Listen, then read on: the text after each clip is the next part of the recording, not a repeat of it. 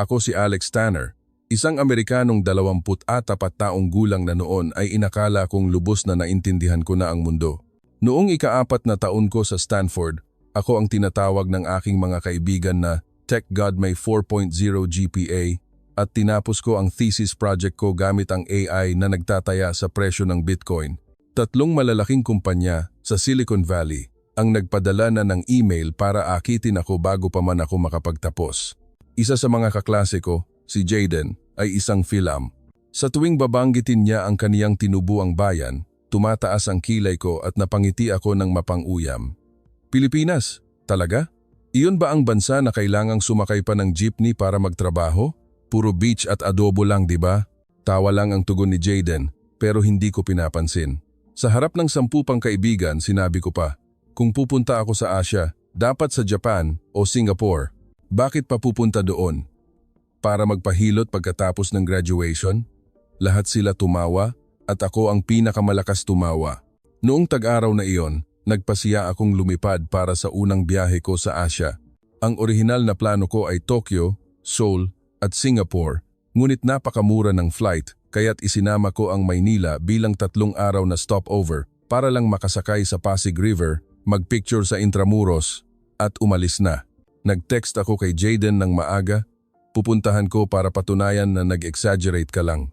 Maikli lang ang sagot niya, sige, mag-usap tayo pagbalik mo.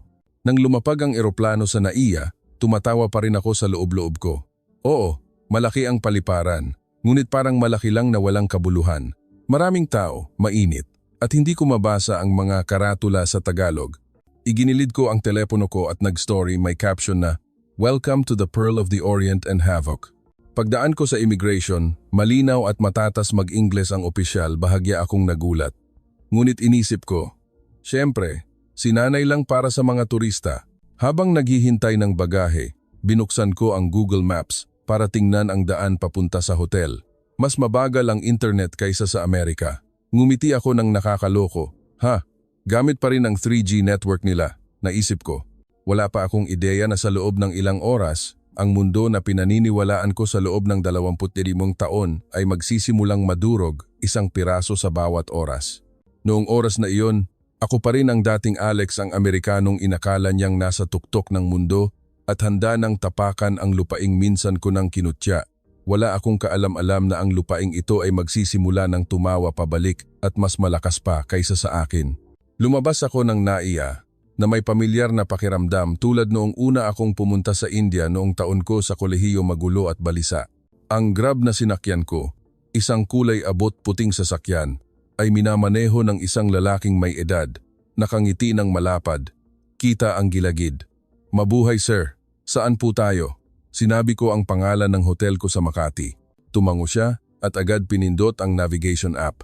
Ang screen na nakakabit sa harap ng salamin ay isang 10-inch tablet na nagpapakita ng real-time na ruta na may pulang abiso ng matinding traffic sa buong lungsod. Natawa ako sa loob-loob ko. May navigation app, oo, pero ganito pa rin ang traffic. Hindi siguro magaling magmaneho ang driver, naisip ko. Natigil kami ng tuluyan sa kalsada pababa sa EDSA. Punong-puno ang 4 na lane ng mga kotse, motorsiklo at mga tricycle na sumisingit na parang isda na lumalangoy ng pabalik-balik. Maingay ang busina at sobrang usok kaya't isinara ko ang bintana. Napabuntong hininga ako ng malakas. Ito na talaga ang bansa na hindi pa umuunlad, bulong ko. Tumingin sa akin ang driver sa rear view mirror at ngumiti. Traffic po talaga araw-araw kuya, pero walang problema. Darating din tayo, sabi niya. Tumaas ang kilay ko. Walang problema? Kung sa California ito. Galit na ako at sinuntok ko na ang manibela. Tumawa siya ng mahina at nagpatuloy sa pagsasalita sa isang Taglish na may variant. In the Philippines, we have walang problema. No need to rush. We wait together, kuya. Napakunot ang noo ko. Maghihintay ng magkasama? Anong klaseng lohika iyon? Ngunit ang nangyari sa sumunod na 30 minuto ay nagpatahimik sa akin. Natigil kami ng tuluyan sa Ayala Avenue. Sa harap namin ay isang putit-pulang ambulansya na pakaliwa. Malakas ang sirena, ngunit halos walang espasyo sa traffic. Inisip ko, tapos na, matatagalan pa ito ng 1 oras. Ngunit ang nakita ko ay ang lahat ng kotse sa tabi ay nagsimulang umurong ng sabay-sabay. Walang nagsenyas, walang pulis. Mga sedan, pickup, delivery motor, mga school van lahat ay umuurong ng sabay-sabay, gumagawa ng espasyo para makaliko ang ambulansya sa loob ng 10 segundo. Umurong din ang driver ko nang hindi nag-iisip. At pagkatapos, bumalik sa pwesto ang lahat na parang walang nangyari. Napanganga ako. Sa Amerika, kung may haharang sa ambulansya, may bababa at magvi-video at magrereklamo sa Twitter. Ngunit dito, ginawa ito ng lahat na parang ordinaryong bagay. Nagtanong ako sa driver, naguguluhan. Bakit? Bakit kayong lahat umurong nang walang naguutos? Mas lalo siyang ngumiti. Kasi may taong mamamatay sa loob ng ambulansya, kuya. Ang buhay niya ang mas importante kaysa sa 5 minuto natin. Tumahimik ako sa natitirang biyahe. Tumagal pa ng halos 10 oras ang traffic, ngunit hindi na ako nainis. Nagsimula akong magmasid sa maliliit na bagay na hindi ko inakalang may kahulugan. Ang navigation app ng driver ay hindi lang nagsasabi ng ruta.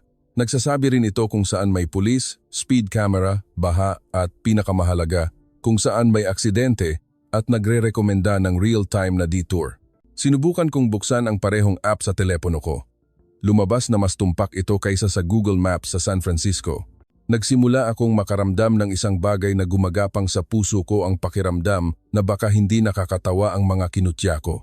Ngunit nagpumiglas pa rin ako. Sinasabing, isang maliit na bagay lang ito. Hindi ibig sabihin na umuunlad na ang bansang ito.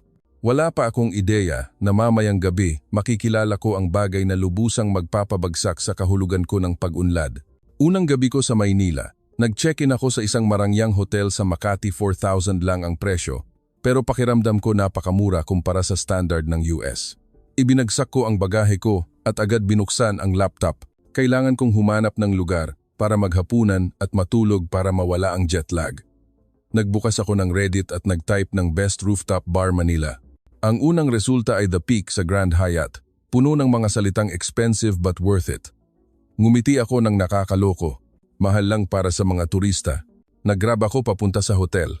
Habang papunta, nakakita ako ng malaking billboard na may maliwanag na LED, nakasulat sa Ingles, University of the Philippines Diliman, Asia's Leading Innovation Hub. Natawa ako ng malakas. Kaya't napatingin sa akin ang driver. University of the Philippines? Isang universidad sa Pilipinas? Asia's leading what, ha? Ngumiti ang driver sa rearview mirror ngunit hindi nagsalita. Nakarating ako sa The Peak, sumakay sa elevator papunta sa ika-5 palapag. Bumukas ang pinto at sumalubong sa akin ang malamig na hangin. Ang tanawin ng Maynila sa gabi ay nakabukas sa harap ko. Ang mga ilaw ay kumikislap na parang isang dagat ng mga bituin na bumagsak sa lungsod. Naglakad ako papunta sa bar. Umorder ng isang baso ng whiskey, 1,002 pound, at nagpatuloy sa panonood ng tanawin. Sa tabi ko, may isang grupo ng 4,005 tao na nag-uusap ng malakas sa Ingles na may American accent. Automatikong napalingon ako. Sila ay nakasuot ng mga kakaibang graphic t-shirts. Ang isa ay nakasuot ng dark blue shirt na may malalaking letrang UP Innovation Hub na nakaborda. Ang isa pa ay may sticker ng laptop na nagpapakita ng isang unggoy na may hawak na code. Napakunot ang noo ko. UP University of the Philippines? Hindi ako nag-atubili na lumapit at nagtanong. Excuse me, totoo ba ang UP Innovation Hub na shirt na yan? O souvenir lang ng turista?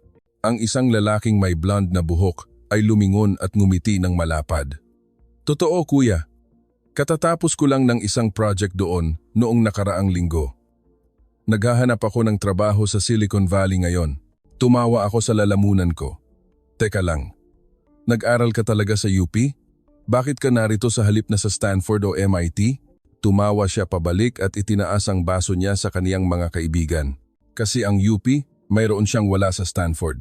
Doon, nakagawa ako ng real AI project sa isang real na ospital. Hindi lang nagsulat ng code sa isang lab at tapos na. Hindi pa rin ako makapaniwala. AI at ospital sa Pilipinas?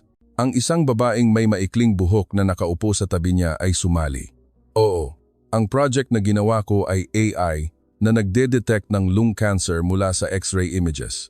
Gumamit kami ng data mula sa Philippine General Hospital, mahigit 500,000 na images. Ngayon, mas tumpak ang system namin kaysa sa ilang senior doctor. At ang pinakamahalaga, napakamura nito, kaya ginagamit na rin ito ng mga pampublikong ospital sa Indonesia at Vietnam. Napanganga ako. Muntik nang maibagsak ang whiskey sa kamay ko. Sinubukan kong sumagot, pero wala namang malalaking tech company sa Pilipinas, di ba? Walang Google o kahit ano. Mas lalong tumawa ang lalaki. Mayroong Ayala, PLDT, Globe, San Miguel. Ngunit ang mas maganda ay ang mga startups sa UP. Noong nakaraang taon, isang fourth-year student ang gumawa ng drone na nagde-deliver ng dugo sa Palawan. Binili na ngayon ng isang kumpanyang Hapon sa halagang 300 milyon. Ako naman, gumawa ako ng AI system para tulungan ang mga magsasaka ng palay gamit ang satellite. Katatanggap ko lang ng investment mula sa Ayala Corporation at Microsoft. Nagsimulang bumagal ang pag-ikot ng mundo. Nagtanong ako, medyo nanginginig ang boses.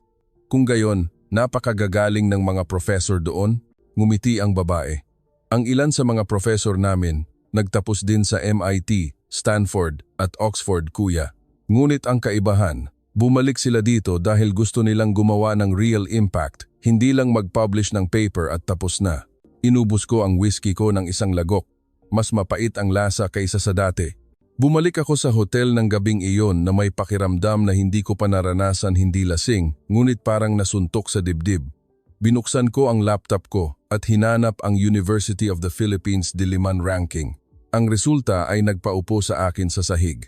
Rank 1 sa Pilipinas, rank 45 sa mundo, para sa engineering mas mataas kaysa sa University of Washington, University of Manchester, at pinakamahalaga, mas mataas kaysa sa maraming universidad sa Amerika na minsan kong kinutya na gusto ng iba ngunit hindi nila maabot.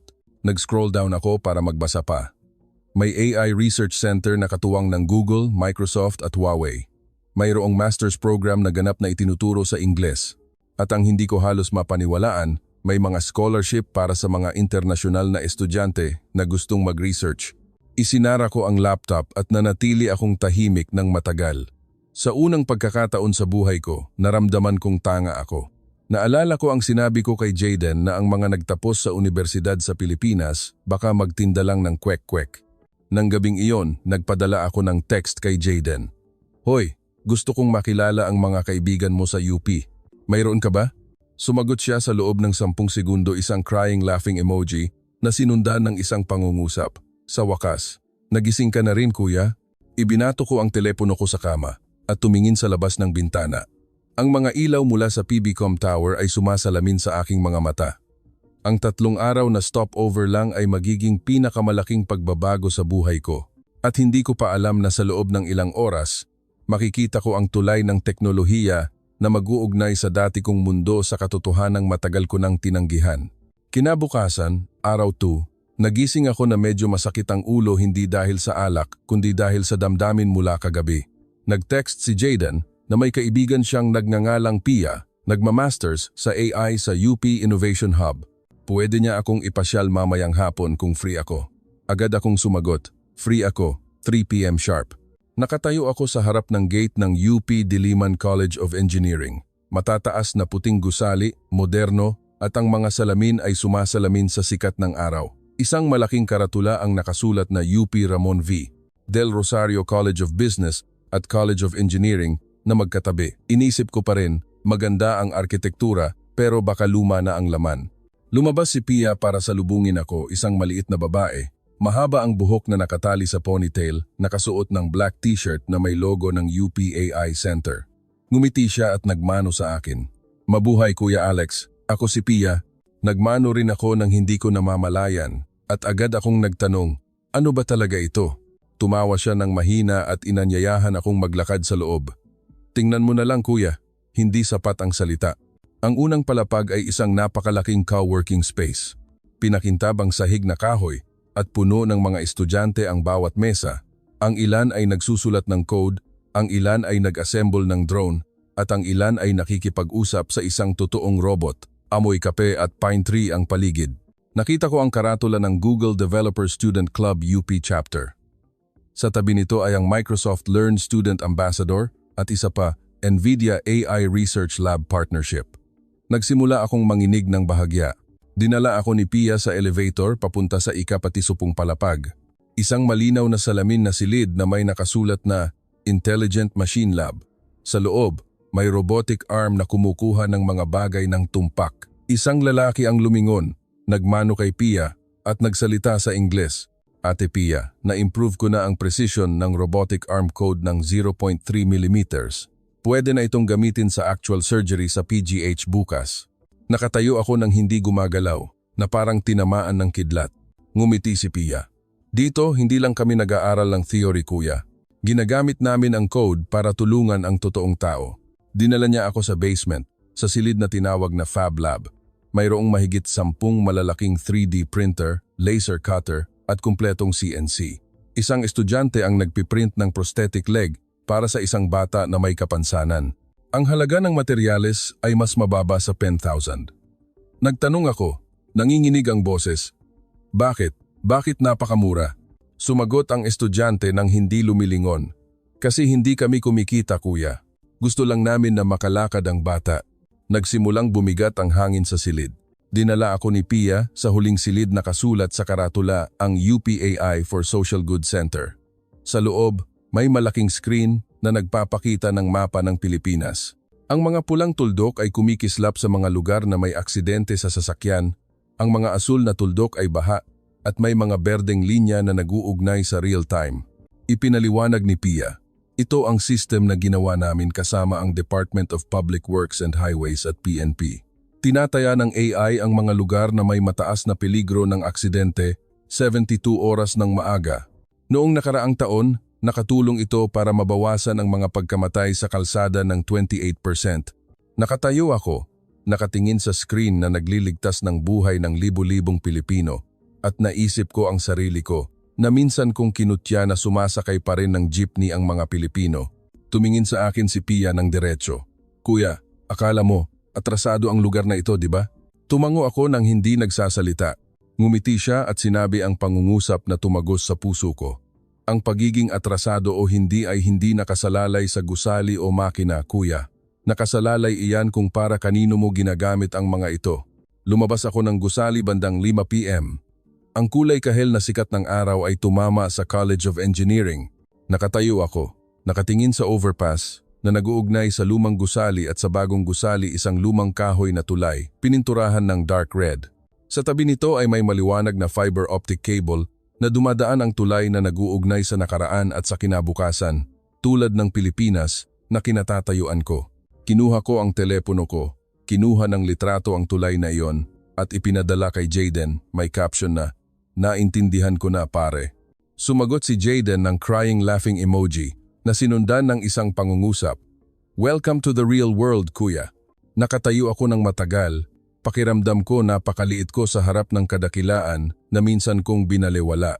At sa puso ko, nagsimula ang isang tanong na hindi ko pa naranasan. Paano kung gusto ko talagang mag-aral dito balang araw? Wala pa akong ideya na sa loob ng ilang araw, ang tanong na ito ay magiging isang pakiusap. Kinabukasan, kinansel ako ang plano kong pumunta sa Cebu, kinansel ako ang flight papuntang Singapore at nagpadala ng text kay Pia. "Free ka ba ngayon? Dalhin mo ako kahit saan na may kinalaman sa AI." Sumagot siya sa loob ng 10 segundo. "Sige kuya, mayroon kaming UP Tech Day ngayon bukas sa publiko." Agad akong naligo, nagbihis, at sumakay sa LRT, MRT mag-isa sa unang pagkakataon. Nakatayo ako, nakahawak sa riles, nakatingin sa paligid. Ang lahat ay tahimik, walang nagtutulakan, walang sumisigaw, kahit nasiksikan kami. Naisip ko sa loob-loob ko, bakit hindi sila nagrereklamo? Kung sa New York ito, mag-aaway na ang mga tao, ngunit walang nagbigay pansin sa iniisip ko. Ang lahat ay ngumiti lang at nagbigay daan sa mga matatanda na umuna. Bumaba ako sa istasyon ng Katipunan. Ang UP Innovation Hub ay nakatayo ng matayog. Sa harap ng pinto ay may malaking karatula na nakasulat, UP Tech Day 2025, Where Tradition Meets Tomorrow. Naglakad ako papasok, mabilis ang tibok ng puso ko nang hindi ko namamalayan. Sa loob ay isang mundo na hindi ko pa nakita sa Amerika. Ang unang booth ay may third-year student na nagpapakita ng isang automated rice planting robot. Naglalakad ito ng mag-isa, nag-examine ng lupa, nagtatanim ng butil, at nagpapadala ng data sa sakahan sa pamamagitan ng 5G. Sinabi ng estudyante, "Sa susunod na taon, magpapadala kami ng 3,000 units para tulungan ang mga magsasaka sa gitnang Luzon." 15,000 bison lang ang bawat unit, ngunit nakakatipid ito ng 60% ng tubig at pataba. Nakatayo ako, nakalimutan kong huminga. Ang susunod na booth ay isang team ng mga doktor at engineer na magkasama. Nagpakita sila ng AI project na nagde-detect ng breast cancer mula sa images. Gumamit sila ng 300,000 na real hospital data. 98% ang accuracy. At ang pinakamahalaga, libre para sa mga pampublikong ospital sa buong bansa. Nagtanong ako sa babaeng nagpe-present, bakit libre? Ngumiti siya at agad sumagot, kasi nagkaroon ng cancer ang nanay ko. Kung makakatulong ang AI na ito sa isa pang nanay, sulit na. Halos hindi ako makalunok. Nagpatuloy ako sa paglalakad hanggang sa main stage. Isang lalaki ang nagpipitch ng kaniyang startup.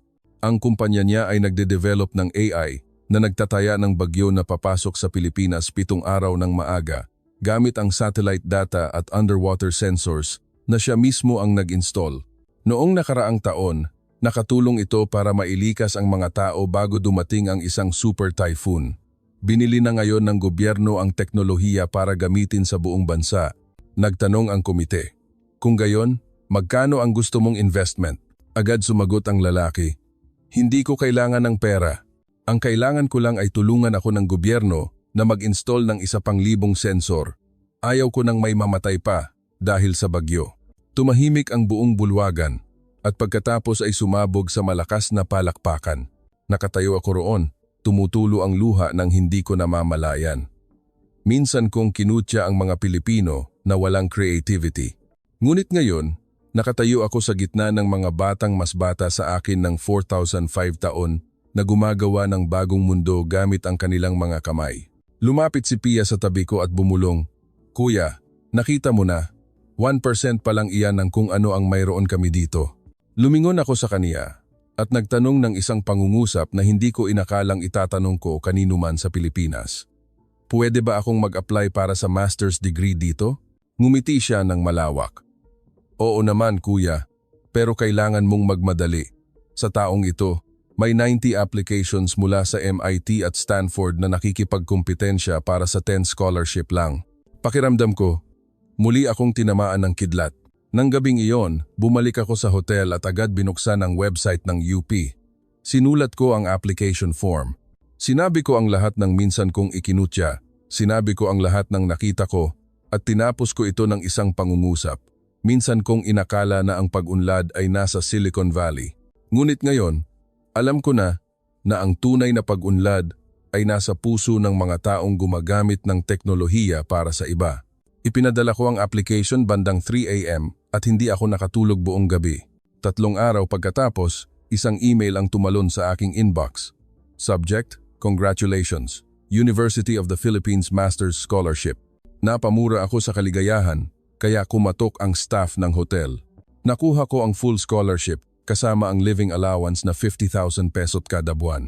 Ngunit ang talagang nagpaiyak sa akin ay ang huling pangungusap sa email. Welcome home, Alex. We believe that the best bridge is built by the heart. Agad akong tumawag kay Jaden. Nanginginig ang boses kaya't hindi ako makapagsalita ng malinaw. Nakuha ko. Pare, tumawa ng malakas si Jaden. Congratulations, bago naming kuya ng Maynila. Ibinaba ko ang telepono at naglakad papunta sa balkonahe, nakatingin sa mga ilaw mula sa Jones Bridge. Ang tulay na minsan ay isa lang picture, ay naging isang tulay na nagdala sa akin mula sa pagmamataas tungo sa tunay na paggalang. Nagmano ako sa gitna ng hangin at bumulong, salamat sa pagtuturo sa akin na ang pagiging matalino ay hindi ang pagkakaroon ng mas maraming alam kaysa sa iba, kundi ang pagtanggap na naging tanga ako. At nang gabing iyon, alam ko na hindi lang ako nakakuha ng scholarship, nakakuha ako ng bagong mundo at ng bagong sarili ko. 2 buwan pagkatapos, nakatayo ako sa harap ng UP International Students Dorm. Isang maleta lang, ang dati kong laptop, at isang puso na mas mabilis ang tibok kaysa noong interview ko sa Google. Sa araw ng orientation, naglakad ako papunta sa malaking hall. Puno ito ng mga estudyante mula sa 40 bansa. May mga estudyante mula sa MIT na minsan kong nakalaban, may mga estudyante mula sa Oxford, may mga estudyante mula sa Tokyo, ngunit lahat ay may iisang bagay sa kanilang mga mata, tunay na pananabik. Ang program director, si Professor Tanawan, ay nakatayo sa entablado isang lalaki na may edad na 50s, puti ang buhok at nakasuot ng simpleng black t-shirt. Nagsimula siyang magsalita ng mahinahon ngunit may bigat. Dito, hindi namin kayo tinuturuan na maging pinakamagaling sa silid. Tinuturuan lang namin kayo na maging tao na magpapaganda sa ibang silid. Kinilabutan ako. Sa unang linggo ng klase, nagbigay ng unang gawain ng professor. Humanap ng tunay na problema sa Maynila at lutasin ito gamit ang AI sa loob ng 4 na linggo. Itinaas ng isang Amerikanong estudyante ang kamay niya. Professor, paano kung walang data? Ngumiti ang professor at sumagot. Humingi ka sa mga taong nakakaranas ng problema araw-araw. Kung hindi pa rin nila ibigay, ibig sabihin, hindi mo pa talaga naiintindihan ang problema nila. Ipinareha ako sa isang Pilipinong estudyante na nagngangalang Troy, isang maliit na 4th-year engineering student, ngunit may kislap sa mga mata. Dinala niya ako sa Divisoria Market mula sa unang araw. Amoy maalat na isda, sariwang gulay, at malalakas na sigaw ng mga nagtitinda ang narinig ko. Ang isang tindera ay nagtitimbang ng repolyo gamit ang isang lumang timbangan. Nagtanong si Troy sa kaniya, Ate, madalas po ba kayong nagkakamali sa pagtimbang ng gulay? Bumuntong hininga ang tindera ng mahaba. Araw-araw anak, minsan kulang, minsan sobra. Sinasaway ako ng customer araw-araw. Lumingon sa akin si Troy at ngumiti. Ayan na kuya, ang una nating problema, pagkatapos ng 4 na linggo, bumalik kaming dalawa na may smart weighing scale nagkakahalaga ng mas mababa sa 1,000. Mayroon itong AI camera na automatikong nagde-detect ng timbang, nagsasabi ng presyo ng may 99% accuracy at ang pinakamahalaga, nagsasalita ito ng Tagalog. Sa araw ng presentasyon, nagtanong sa akin ng professor, bakit mo pinili ang problema ng tindera sa palengke? Sumagot ako ng walang pag-aalinlangan kasi inakala ko na ang malaking problema ay dapat tungkol sa katapusan ng mundo.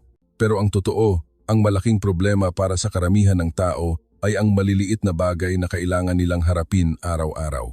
Tumango ang professor at binigyan ako ng perpektong marka. Nang gabing iyon, dinala ako ni Troy para kumain ng tapsilog sa gilid ng kalye, isang maliit na tindahan, madilim ang ilaw, ngunit punong-puno ng tao. Itinaas ni Troy ang baso ng Coke niya. Cheers kuya! May A+ ka sa unang project mo. Itinaas ko ang baso ko. Salamat sa pagtuturo sa akin na hindi sapat ang pagiging magaling sa pagsulat ng code. Kailangan mong maintindihan ang taong gumagamit ng code. Tumawa si Troy. Minsan mong inakala na walang creativity ang mga Pilipino, di ba? Namula ang mukha ko. Oo. Nagkamali ako. Tinapik ako ni Troy sa balikat. Walang problema kuya. Lahat tayo nagkakamali. Ang kaibahan lang, may mga taong tumatanggap at may mga taong hindi. Tumahimik ako ng matagal at pagkatapos ay nagmano ako kay Troy doon. Salamat sa hindi mo pagganti noong kinutya kita. Ngumiti ng malapad si Troy. Walang problema kuya. Kasi kung ginantihan kita noon, hindi ka sana nakaupo at kumakain ng Tapsi kasama ko ngayon. Sa taong iyon, ginawa ko ang thesis project ko gamit ang AI na tumutulong sa mga autistic na bata na makipag-usap. Gumamit kami ng data mula sa National Children's Hospital. Ang system namin ay pwedeng magsalita ng 7 wika kasama ang Tagalog at Filipino Sign Language. Sa araw ng thesis defense, may isang professor mula sa Stanford na nakaupo sa komite. Nagtanong siya sa akin, nag-aral ka sa Stanford dati, di ba? Bakit ka pumunta dito? Sumagot ako ng walang pag-aalinlangan. Kasi dito nila ako tinuruan na ang teknolohiyang nagbabago ng mundo ay hindi ang pinakamahal na teknolohiya, kundi ang teknolohiyang umaabot sa mga taong nangangailangan nito. Ngumiti ang professor mula sa Stanford at binigyan ako ng perpektong marka.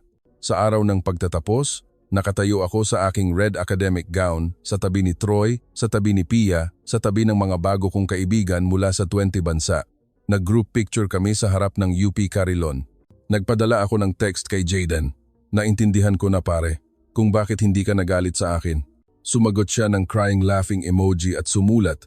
Kasi alam ko na balang araw, makikita mo ang tulay na magdadala sa iyo dito. Ngumiti ako at nagmano muli sa hangin. Ang tulay na minsan ay isa lang picture ay naging tulay na kinatatayuan ko araw-araw. At alam ko na hindi lang ako tumawid sa tulay. Naging bahagi ako ng tulay na iyon. Pagkatapos ng 10 taon, nakakuha ako ng 2 alok. 1. Silicon Valley. 2 libong-libong sa isang taon. mula sa kumpanyang nagpadala sa akin ng email noong 4th year ako. 2. Manatili sa UP, Assistant Professor, 14,000 sa isang buwan na may walang limitasyong karapatan sa pananaliksik. Pinili ko ang option 2 nang walang pag-aalinlangan. Sa araw ng pagpirma ng kontrata, naglakad ako papunta kay Professor Tanawan, nagmano at sinabi, "Gusto ko pong manatili, Professor. Marami pa po akong kailangang matutunan." Ngumiti ang professor at tinapik ako sa balikat. "Welcome home, Alex. Ang lugar na ito ay hindi nagkukulang sa matatalinong tao. Nagkukulang lang ito sa mga taong handang magpakumbaba." Kinabukasan, dumating ang krisis na hindi ko inaasahan. Ang kumpanya sa Amerika na nag-aalok sa akin ay nagpadala ng isa pang email ngayon, hindi na ito alok kundi banta. Sinampahan nila ako ng kaso dahil sa paglabag sa preliminary contract. Pumirma ako ng LOI na magtatrabaho ako sa kanila pagkatapos ng masters. Kung matalo ako, kailangan kong magbayad ng tila 10 milyon na multa at may ban mula sa American tech industry habang buhay. Kumalat ng mabilis ang balita. Ang mga kaibigan ko sa Stanford ay nagpadala ng mga text na nanlalait, "Baliw ka na ba? Iiwan mo ang kinabukasan mo para magturo sa isang third world country?" Tumawag sa akin si Jaden bandang 2 a.m. "Alex, bumalik ka na. Tutulungan kitang hanapin ang taplang 4 milyon. Huwag mong sirain ang buhay mo dahil sa pagmamatigas." Nakatayo ako sa balkonahe, nakatingin sa mga ilaw mula sa Ayala Bridge, at sinagot ko si Jaden sa pinakamahinahon na boses sa buhay ko. "Hindi ako nagmamatigas, pare. Alam ko lang kung nasaan ang bahay ko." Kinabukasan, naglakad ako papunta kay Professor Tanawan. Nanginginig ang mga binti at ikinuwento ang lahat. Inakala ko na magugulat ang professor o hindi bababa sa sasabihin niyang mag-resign na ako. Ngunit ngumiti lang siya at sinabi ang isang pangungusap, "Sige, mag-meeting tayo ng legal team sa loob ng 3 oras." Sa loob ng 3 oras, puno ang meeting room ng College of Engineering. Isang professor ng law mula sa UP, mga pro bono lawyer mula sa isang foundation, 10 law students, at pinakamahalaga, ang engineering students na minsan nanalo sa international law competition. Nagtrabaho sila ng walang tulog, ginamit ang AI na tinulungan ko na i-develop, sinuri ang mahigit 10,000 pahina ng legal documents, naghahanap ng legal loopholes na hindi alam ng American company. Pagkatapos ng 48 oras, nakita namin ang isang mahalagang kahinaan. Ang LOI na pinirmahan ko ay walang legal na bisa sa ilalim ng Philippine law at nilabag ng American company ang human rights dahil sa pananakot. Agad kaming nagsampa ng countersuit para sa transnational legal harassment. Isang buwan pagkatapos, binawi ng American company ang kaso at nagbayad sila sa akin ng inang milyon para sa pinsala kapalit ng hindi namin pagbubunyag ng mga detalye ng kaso. Sa araw ng desisyon ng korte, niyakap ko si Troy, niyakap ko si Pia, niyakap ko si Professor Tanawan at umiyak na parang bata. Bumulong ang professor sa tainga ko. "Nakikita mo, Alex? Ang pinakamahusay na sistema sa mundo ay hindi ang pinakamahal, kundi ang sistema na handa ang lahat na magsakripisyo ng oras para protektahan ang bawat isa." Nang gabing iyon, naglakad ako papunta sa Jones Bridge. Ang tulay na minsan ay isa lang picture ay naging tulay na nagligtas sa buhay ko. Nagmano ako sa gitna ng Pasig River at nagsalita ng malakas, "Salamat sa pagtuturo sa akin na ang pinakamalaking tagumpay ay hindi ang pagkakaroon ng pinakamataas na suweldo, kundi ang pagtayo sa tabi ng mga taong handang mamatay para sa atin." At nang gabing iyon, alam ko na ang pagmamataas ko ay nasunog, na naiwan na lang ay paggalang at pagmamahal na mas malalim kaysa sa anumang salita para sa Pilipinas, para sa mga Pilipino, at para sa bago kong sarili na ipinanganak dito. 5 taon pagkatapos, nakatayo ako sa malaking entablado ng pagtatapos, 2030, bilang isang assistant professor ng UP College of Engineering. Ang maliwanag na red academic gown ay sumasalamin sa sikat ng araw. 5,000 estudyante ang nakaupo ng nakapila. Ang bandila ng Pilipinas at ang bandila ng UP ay kumakaway sa itaas ng kanilang mga ulo. Itinaas ko ang mikropono. Nanginginig pa rin ang kamay ko, tulad noong unang araw na dumating ako sa lungsod na ito. Mabuhay, lahat. Hindi ako nakatayo dito ngayon para sabihin na nagtagumpay na ako. Nakatayo ako dito para sabihin na isa ako sa pinakamatanga na tao sa silid na ito. Ang mahinang tawa ay narinig sa buong hall. Minsan kong kinutya ang Pilipinas. Inakala kong atrasado ito. Inakala kong ang kaalaman ay nasa matataas na gusali sa Silicon Valley. Ngunit 5 taon na ang nakalipas, isang Amerikanong bata ang lumapag sa NAIA na punong-puno ng pagmamataas at sinampal ako ng lupaing ito ng pinakamagandang katotohanan. Tumigil ako sandali, tumingin sa harap kung saan nakaupo sina Troy at Pia, nakangiti at nagpatuloy. Ang Pilipinas ay hindi lang nagturo sa akin na sumulat ng code. Itinuro nito sa akin na ang pinakadakilang teknolohiya sa mundo ay ang puso na laging nagbibigay ng espasyo para sa iba. Itinaas ng isang first-year student ang kamay niya at nagtanong ng malakas, "Professor, iniisip mo pa rin po ba na atrasado ang lugar na ito?" Ngumiti ako ng pinakamalapad sa buhay ko. Hindi. Sa tingin ko, ito ang kinabukasan. At ako ang pinakamaswerte na ipinanganak muli dito. Ang palakpakan ay tumunog ng malakas at matagal kaya't tumulo ang luha ko. Pagkatapos ng seremonya, naglakad ako papunta kay Jaden, na naghihintay sa tabi ng entablado. Kagagaling lang niya sa Amerika para lang dumalo sa okasyon. Niyakap ako ng mahigpit ni Jaden. "Nagawa mo, kuya. Nagawa mo talaga." Tinapik ko ang likod niya. "Salamat sa hindi mo pagganti noong tanga pa ako." Tumawa si Jaden. "Alam ko na kasi na balang araw, makikita mo ang sarili mong tulay." Nang gabing iyon, umupo kami sa dating tapsihan sina Troy, Pia, Jaden at ako. Itinaas namin ang baso ng Coke ng sabay-sabay. Nagsalita ako. Minsan kong inakala na ang pagiging no, one, ay ang pagkakaroon ng pinakamataas na suweldo. Pero ngayon alam ko na ang tunay na pagiging no, one ay ang pagtayo sa lugar na nagbibigay inspirasyon sa iba, na maging no one din. Lahat ay tumahimik at itinaas ang baso. Nang gabing iyon, naglakad ako pabalik sa dorm ng mag-isa, dumaan sa overpass na minsan kong kinuhaan ng litrato noong unang araw. Nagmano ako sa tulay na iyon at bumulong. Salamat sa pagiging tulay ko, ang tulay na nagdala sa isang Amerikanong naligaw pabalik sa tunay niyang tahanan. At nang gabing iyon, naramdaman ko ang kapayapaan na hindi ko pa naranasan, hindi dahil sa nagtagumpay ako, kundi dahil tinanggap ko na nagkamali ako at binigyan ako ng pagkakataon na magbago ng lupaing may pinakamalaking puso sa mundo.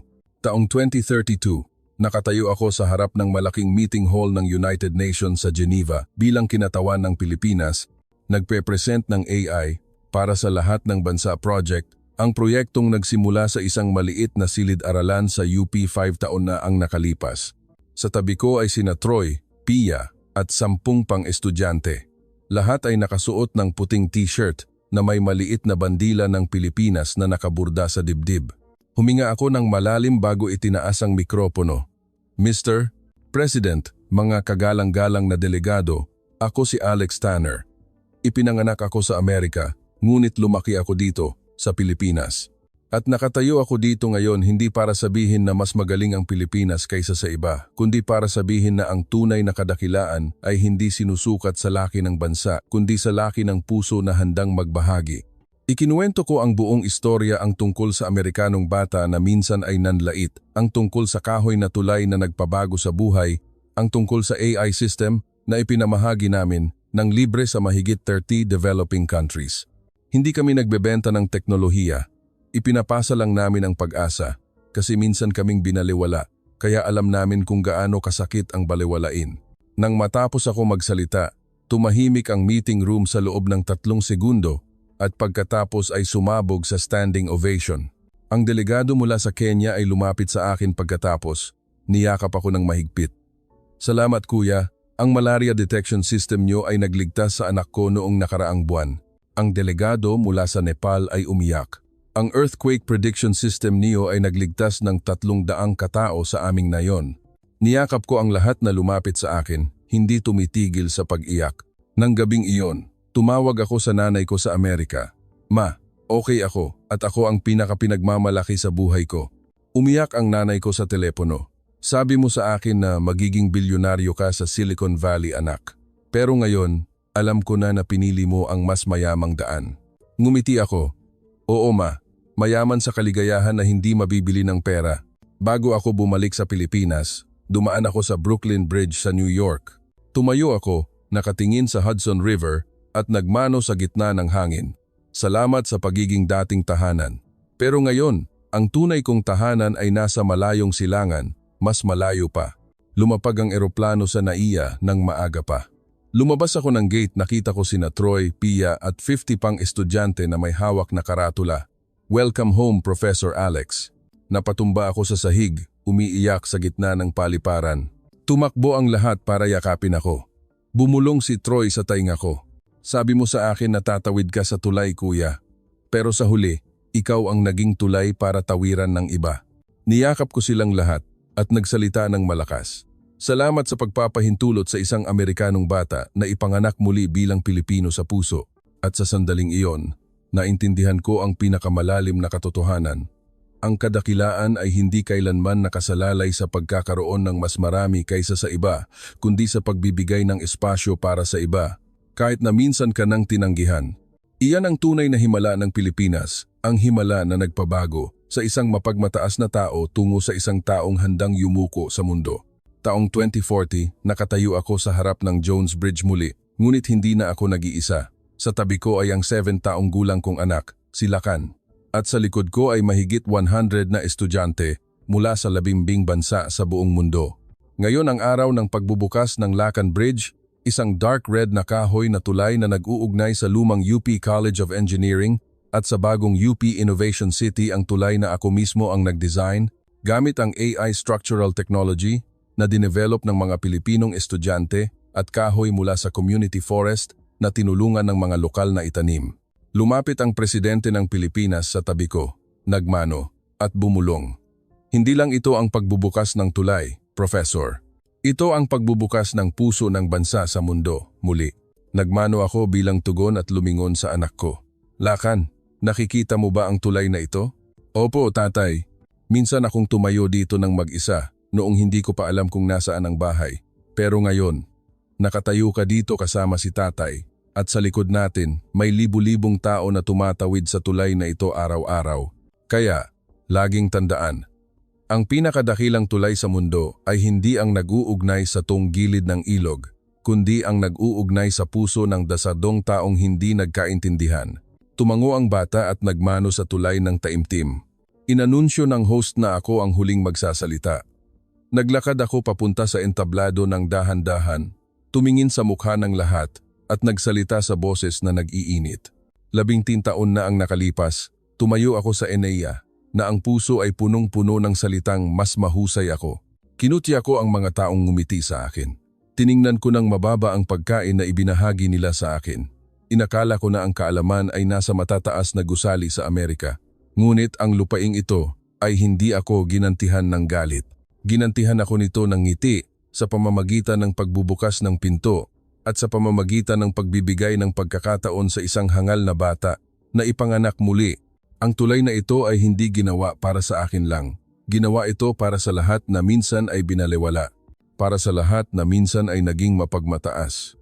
Para sa lahat na minsan ay inakala na nasa tuktok na sila at isang araw ay nalaman nila na ang pagyuko ay ang pinakamataas na pag-angat ng puso. Tumigil ako. Nagmano ako sa gitna ng entablado, nagmano sa lupain, nagmano sa mga tao, nagmano sa sarili kong pagkakamali at sinabi ang huling pangungusap. "Salamat, Pilipinas, sa pagtuturo sa isang Amerikanong bata na ang tunay na kadakilaan ay hindi ang pagtayo sa ibabaw ng iba, kundi ang pagtayo sa tabi ng sinuman na may pantay na puso." Ang palakpakan ay tumunog ng malakas, nanginginig ang tulay. Yumuko ako, niyakap ang anak ko, at pagkatapos ay niyakap sina Troy, Pia, Jaden, at lahat na naging bahagi ng biyaheng ito. At sa sandaling iyon, alam ko na ang himala ng Pilipinas ay hindi sa teknolohiya, hindi sa kahoy na tulay, hindi sa mga parangal o pera. Ang tunay na himala ng Pilipinas ay ang pagbabago nito sa isang taong minsan ay nanlait tungo sa isang taong umiiyak dahil sa pasasalamat.